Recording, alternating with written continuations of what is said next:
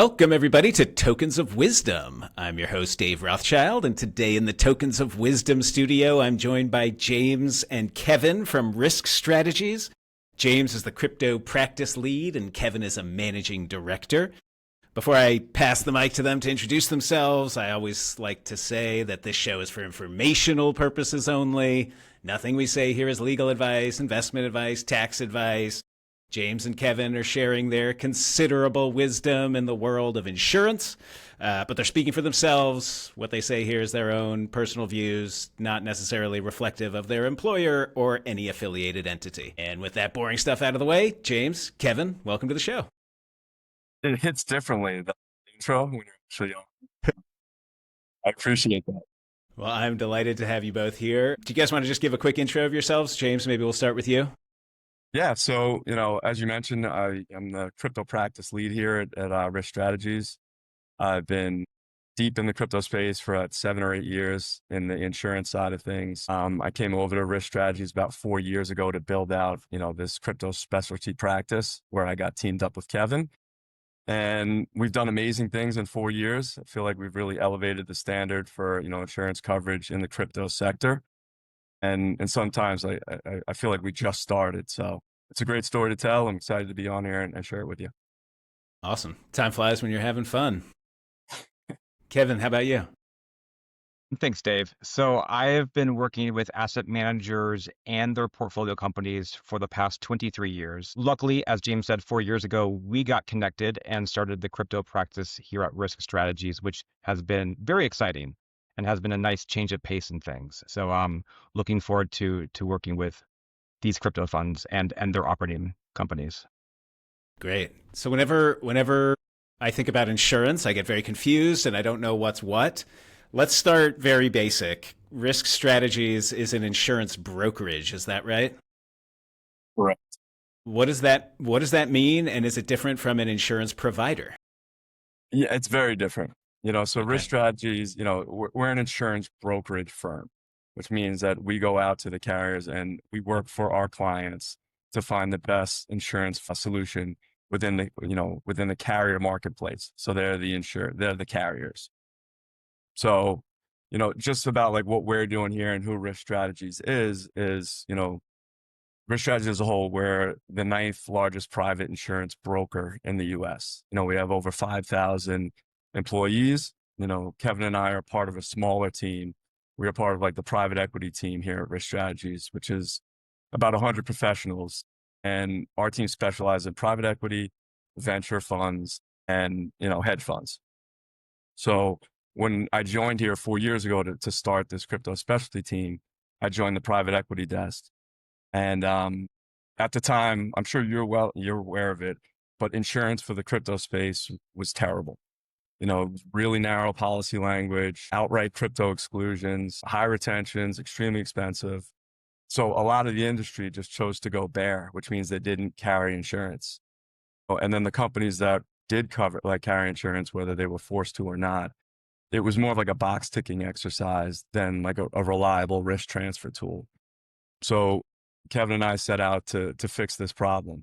And we wanted to focus on the fund manager space, the crypto fund managers, of the venture funds and the hedge funds. And our thought was, if we could prove ourselves to this community, then through those relationships, we'll get introductions to their portfolio companies, which really are the operating companies that we felt one day will take crypto to the heights that we all, believed that it would be able to achieve. And, we're kind of starting to see that now, which is great.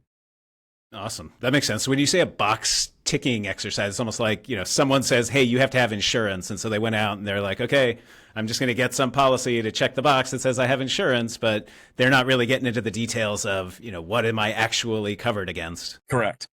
So the policies were like I said, they were terrible. It wasn't worthwhile. So what we did was we read every single policy form from the carriers that were offering coverage to the crypto space. I say offering, but it really wasn't there if you got into the policy language. So we didn't feel like any of the carriers were close enough.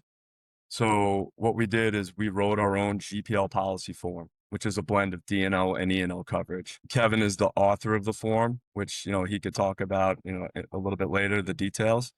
But we wrote this form and we kind of worked backwards. We went out to the carriers and said, hey, you say you want to be part of this crypto movement. This is the coverage that we need for our clients. Are you able to, provide this? And if you do, we'll move our existing clients, which was like 4 or 5 at the time, but we'll build a real book of business. The community needs it. And luckily enough, there was one carrier, it's like a Lloyd's of London syndicate, that liked our vision, saw our vision, and said, hey, we're in this with you. And they gave us our risk strategies proprietary policy form, and we moved our business over. And, fast forward 4 years later, we now work with, over 50 crypto native fund managers. And the coolest part is we have 3 carriers now that have agreed to our policy form. So we've created a lot of competition on the carrier side. So we have the coverage now. And with the 3 carriers, now we have the pricing is coming way down from when we started. So it's like a win-win on both fronts. That is super cool. So you went out to the market, you realized that the coverage that carriers were offering was lacking, and you said, okay, here's what my clients actually need. Kevin wrote a form of policy, and you went back to those carriers and said, this is what my clients need, like who can meet these requirements. And initially it sounds like there was one, and then now there's a few more. So as more carriers move into the space, there are more options, competition, prices hopefully go down. That's great. Exactly. So as an insurance broker, I mean, you mentioned this, you said you work for your clients. If I'm a fund manager and I'm a crypto manager, I'm exploring insurance coverage, I would come to you and you would, take a look at my business, help me figure out what I need, and then you'd help me evaluate different carriers and different policies. Is that about how it goes? Yeah, exactly. We would first take a look.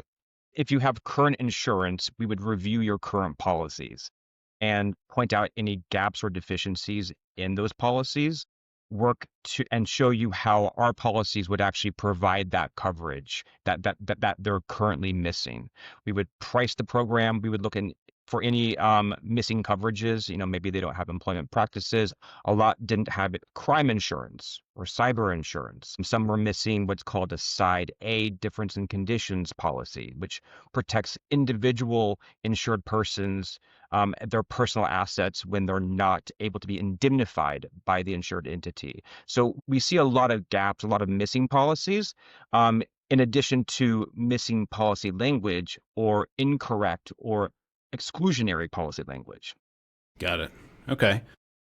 Now, James mentioned, or he sort of said it in passing as a insurance pro. I'm sure it's all in passing to him, but there are a few ampersand acronyms like D&O, E&O that everybody throws around and assumes that people know what these things are. Can you, real quickly, what is D&O? What is E&O? Are they the same? Are they different? Yeah. So D&O is directors and officers liability, and E&O is errors and omissions liability or professional liability. And there's a couple big differences between the two. So for D&O insurance, it covers insured persons in their capacity at the insured entity. So you're covered as a director, you're covered as an officer, you're covered as an employee. It's only actions in such capacity are covered. If you decide to take out a personal loan to fund your business, that action is not covered under a D&O policy because you did it in a personal capacity, right? Also, it's important to know that D&O policies are all risks policies, meaning that they don't define what is covered. They only define what is not covered. That's where the exclusions come in. So the E&O coverage, the professional liability, covers the insured persons and the entity for services for others. So for fund managers, it would be services for the LPs and their portfolio companies. It includes services for the funds because that's the LP's money. Yeah. And there you have, instead of being an all risk policy, it's a defined policy. So there's a definition of what a professional service is, and you're only covered for those services which are listed in the policy form. So you want to make that as broad as possible. Mm-hmm. And what we made sure to do is we tailored the professional services to the crypto industry. we haven't seen other firms actually even mention cryptocurrency or tokens in their professional services definition. Our policy form is very explicit about that coverage. Interesting. And so if that is not explicit, can you paint me a picture of how that comes back to hurt someone?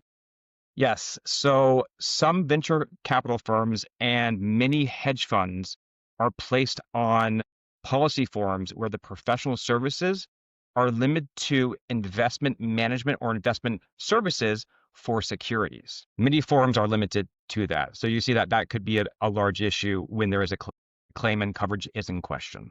Yeah, totally. So I mean, I'm very familiar with the issue of, are digital assets securities? Are they not securities? Under what circumstances?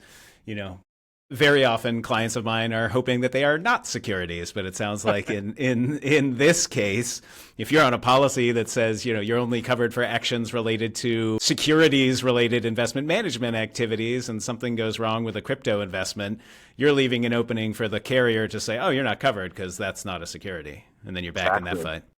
Yes, and that with staking as well. You know, sometimes it's not a security, sometimes it's a commodity. You know, just Yeah. depending on the situation. So it's very important to have correctly worded policies. Yeah, that's fascinating. That's not something I had on my radar as a potential issue. So back to D&O and E&O. If I'm a fund manager, you know, am I always going to get both? Are there situations in which I would only get one or the other? Typically, you would get both. That because the actions of a fund manager kind of bleed the line between D&O and E&O, because all of their actions are for the fund, for the LPs, maybe for their portfolio companies. The actions really do they're a combination of D&O and E&O, unless it's like explicit compliance. Yeah. Okay. So you would typically have both, yes. And so these policies are they covering the entities, like the management companies, or are they covering the individuals who might eventually you know, maybe someone sues the individual in their capacity as a director, or maybe yeah, I guess, are they entity level or individual level, or maybe it's both? So if the policy is written correctly, it should be written in the name of the management company. And there might be multiple management companies. Some firms like to have a different management company per fund, right? And so then you would list multiple management companies. But the coverage flows downward to all the funds and investment vehicles, and also to any of the GPs of the funds. Any insured person, any person that has a capacity as a director or officer, a manager, a GP, etc., for any of those entities, be it the management company, the GP, the fund, they would be insured persons. Got it. Okay, that makes sense. So D&O, E&O, any other ampersand acronyms that we should be aware of? I think James will mention one towards the end, but that's really the limitation of the ampersands. Okay, so that's it for ampersands. But I think James mentioned earlier, you know, when they were looking at these policies, or maybe Kevin, you mentioned it, that some coverages were missing. I think someone mentioned crime, someone mentioned cyber. Can you talk me through high level, you know, what are other types of coverage that fund managers should have on their radar? Yeah, so they should also look at employment practices liability. Many of these firms are very small. They're a very close-knit group of people. Maybe they've known each other for a long time, and so they don't feel that there's a risk with any sort of employment-related claims. However, you never really know exactly who you are working with, right? You don't really truly know your significant other. You probably truly don't know your founding partner perfectly, right? Things can happen.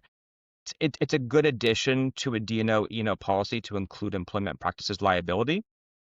As James said, we've brought the premium down on these policies significantly. And we're talking 30, 40, 50% from what other brokers were doing. So it is an affordable coverage to add at this point in time. Okay. Also, we talked about the side A difference in conditions policy. And that's something that fund managers should look at. These policies are much broader, meaning it's easier to trigger coverage under these policies than your traditional D&O E&O policy that cover the insured persons and the entities. The side A policy only covers loss, which is not indemnifiable by the insured entity. So that means that the insured person's personal assets are at risk. Okay. And these policies only have one exclusion, which is a conduct exclusion. When you're talking about the base policy form that covers the entities and the insured persons, there's numerous exclusions.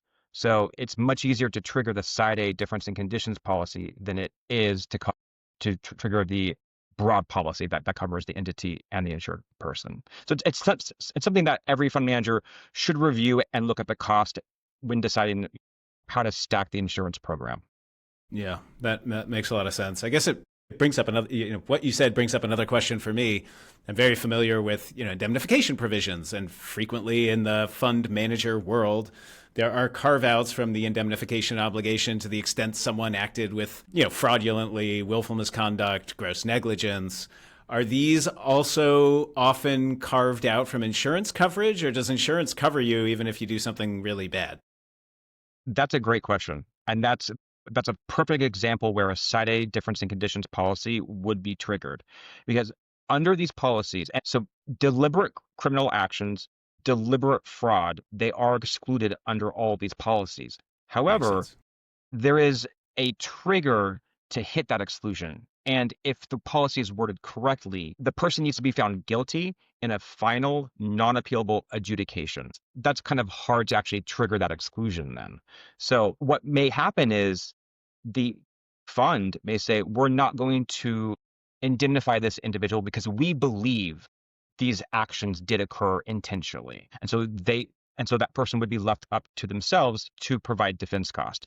The Side A policy would be triggered and would cover the person's defense cost until that person was actually found guilty of such wrongful acts.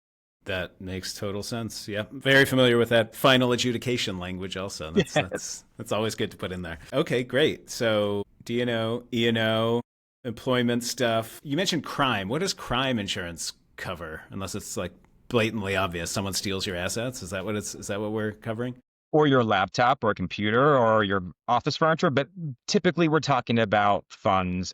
And how we have it written, we have a specific endorsement to our proprietary GPL policy form that the crime covers theft and loss of digital assets, cryptocurrency, as well as fiat. So that's also a nice inclusion in our policy form.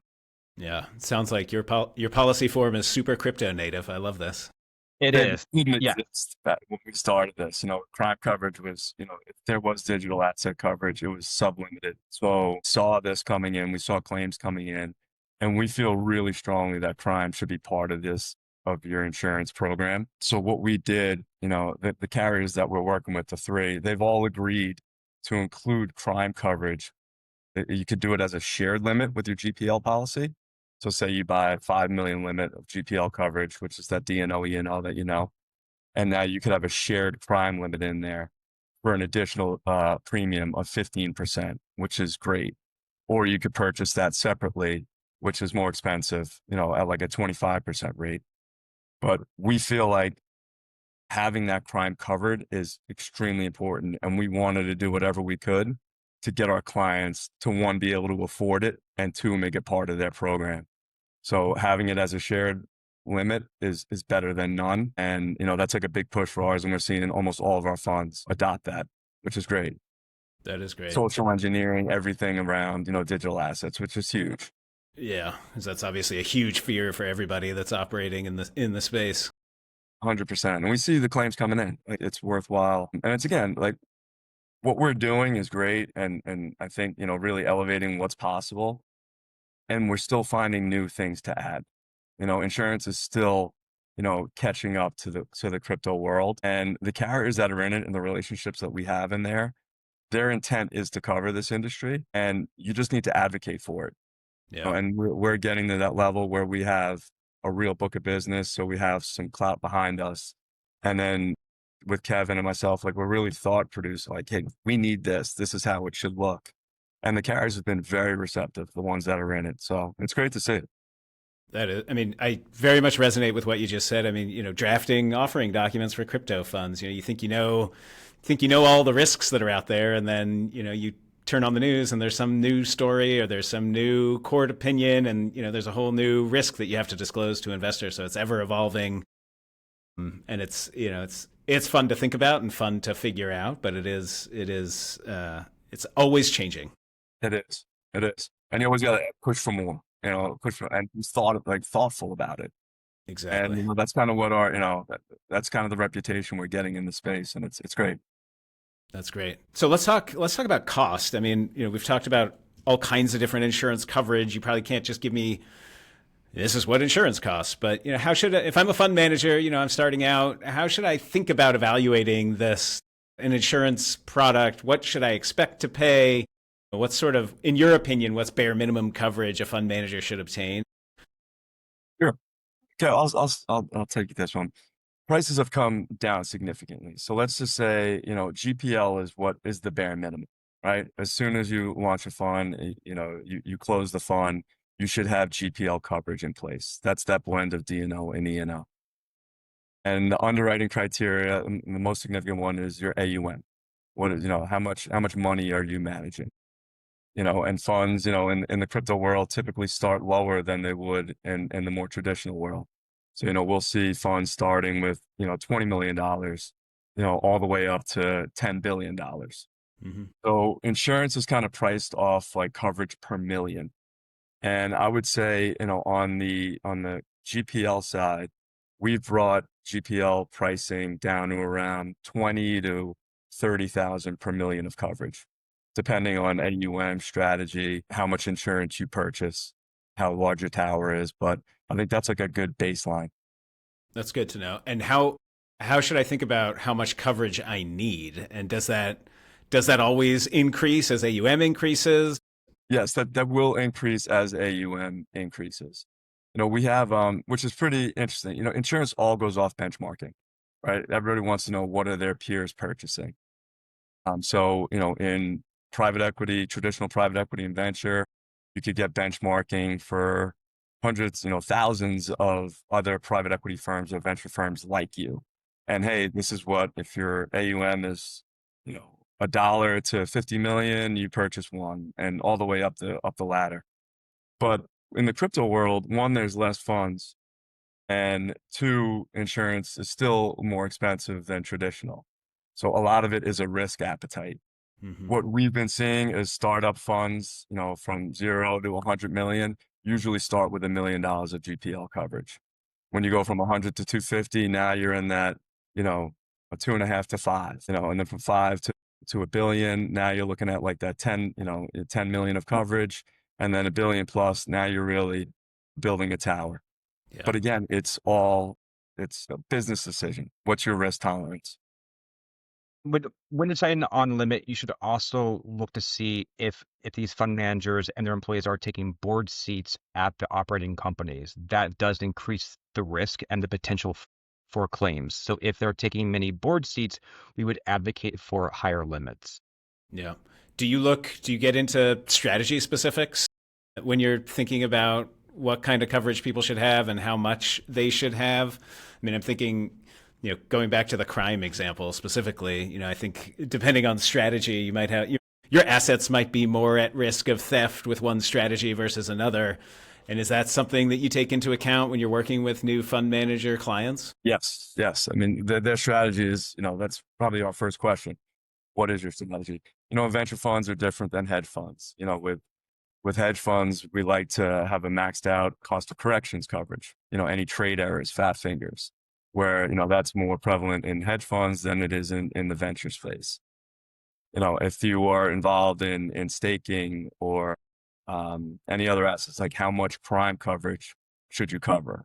How much are you, where is the custody? Are you custodying client assets, or are you using a custodian? Yeah. So all of these go into the factors of like what should be covered. What we do a great job of is making everything black and white. This is what the insurance policy says. And Kev speaks insurance and he's amazing at it. This is what the insurance policy is covering. This is the cost associated with it. Now let's back into what your risk appetite is. Because now the answer is yes, we can cover it. Here is the cost. What do you want to cover? Where before it was just like, no, that can't be covered. or these are the terms. Got it. That's great. And so when I'm thinking about policies, or when I'm thinking about evaluating what insurance to purchase, is it all about what the policy says and what the cost is? Is there any, do you look at quality of provider? Or are they all, at some level similar, and it's based on what's in the policy and how much insurance I need, how big a tower I need? I love that analogy, by the way. Yeah.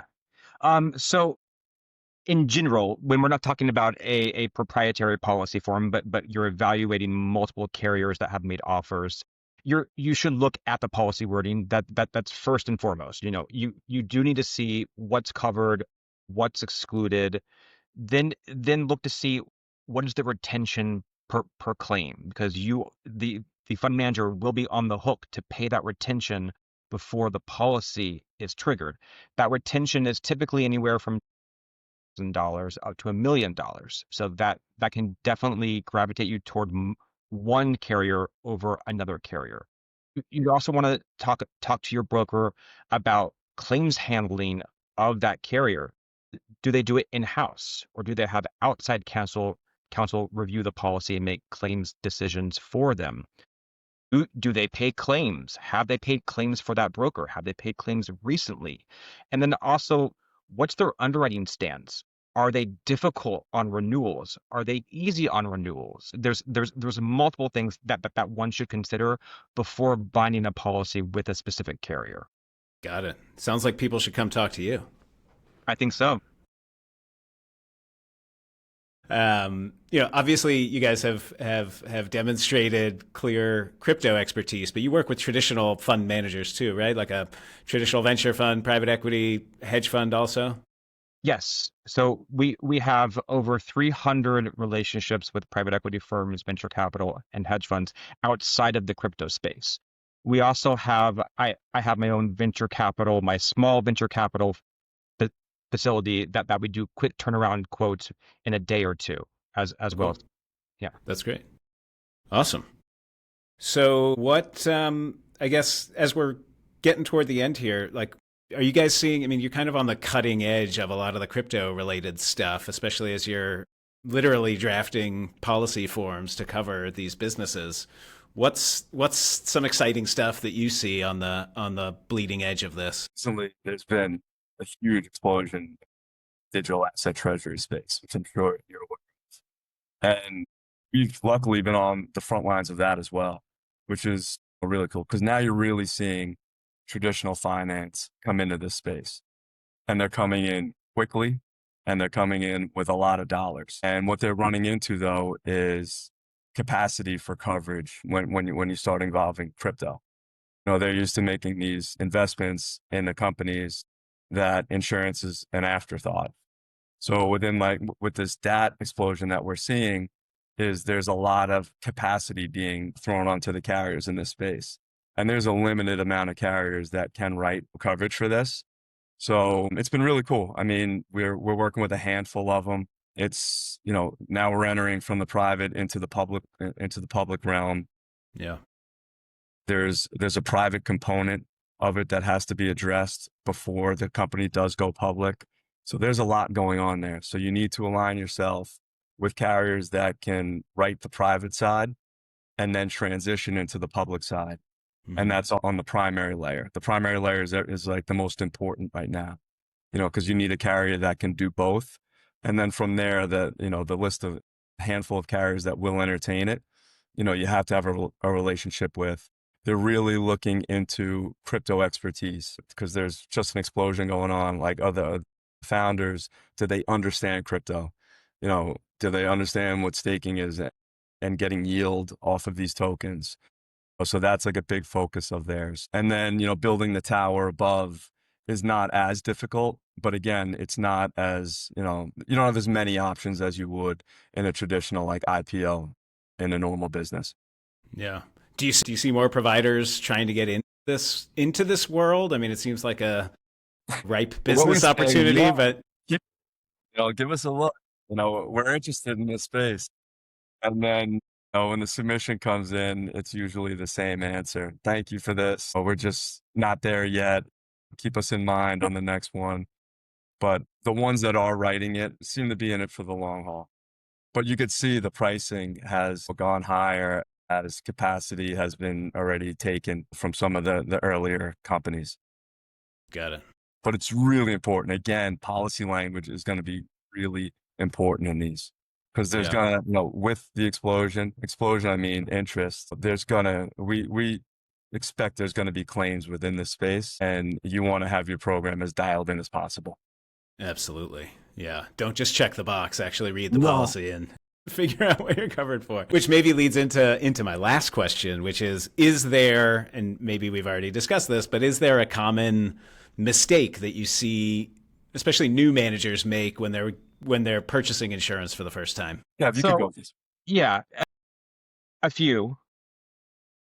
Kind of, let's start with the cause of some of these mistakes is they don't reach out to a broker early enough, and they don't talk with their lawyers deep enough about, one, the cost of insurance and how much they can actually afford to buy. The many funds can actually allocate a large portion of the cost of the premium to the funds themselves.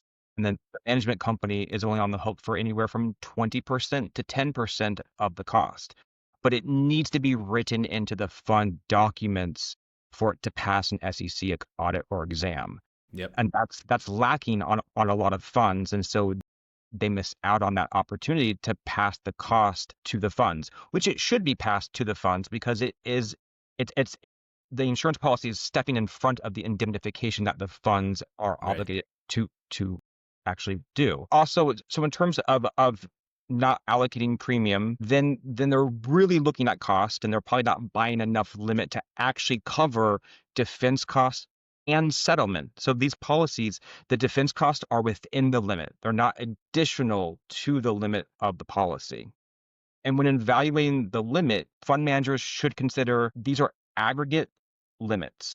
So you need to buy enough limit to cover at least one, if not two, claims in a policy period year, right? So I always advocate, talk to your attorneys, find out what their cost per hour is, the partner, the associate rate, and the paralegal rate, because that's going to use your limit of your policy, and then how much will you have left for a settlement, and double that because there might be two claims in the same policy year. So I find the lack of allocation and the purchasing of too little insurance, and then also leaving out employment practices liability is one, because they think that it's a small office, it's a close-knit community.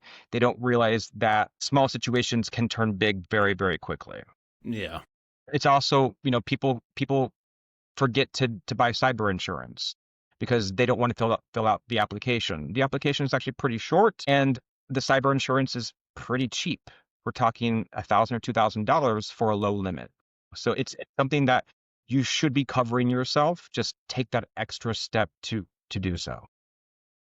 Makes perfect sense. I love it. And I've learned quite a bit through this conversation, gentlemen. Thank you both so much for joining me and for the illuminating tips here. Oh, thank you, Dave. All right. Well, it has been a pleasure, and I'm sure we will talk soon. Excellent. See you, Dave. Have a great Appreciate day. it. Well, now that all that boring stuff's out of the way, it's time for the part you've all been waiting for. The legal disclaimer. In this show, I describe laws and regulations from a 10,000-foot view. And while this should be obvious to most, I need to say it nonetheless. This show is for informational purposes only, and nothing I say here constitutes legal, investment, or tax advice. If you're thinking about starting a fund or you're curious about your options, this show is a good resource. But if you're going to pull the trigger and launch a fund, please engage an attorney to assist you.